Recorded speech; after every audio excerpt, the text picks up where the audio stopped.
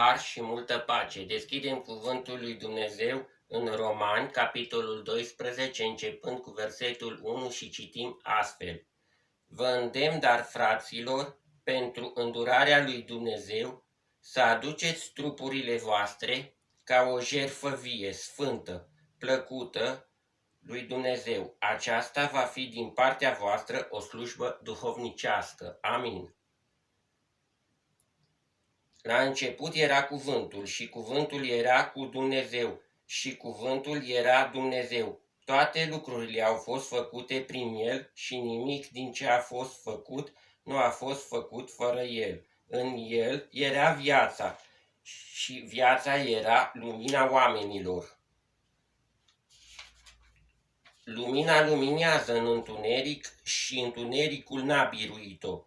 A venit un om trimis de Dumnezeu. Numele lui era Ioan.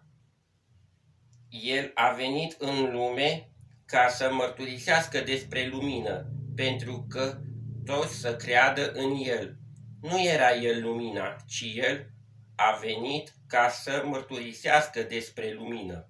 Lumina aceasta era adevărata lumină care luminează pe orice om care vine în lume. Voi sunteți lumina lumii.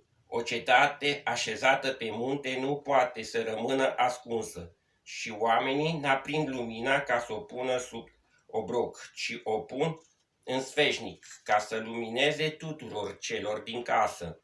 Tot așa să lumineze și lumina voastră înaintea oamenilor, ca ei să vadă faptele voastre bune și să slăvească pe Tatăl vostru care este în ceruri.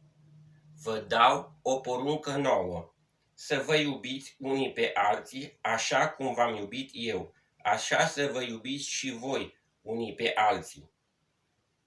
Dar eu vă spun, iubiți pe vrăjmașii voștri, binecuvântați pe cei ce vă blastămă, faceți bine celor ce vă urăsc și vă asupresc.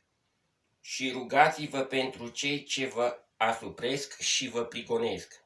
El ne-a mântuit și ne-a dat o chemare sfântă, nu pentru faptele noastre, ci după harul lui Dumnezeu și după harul care ne-a fost dat de Hristos Iisus înainte de veșnicii.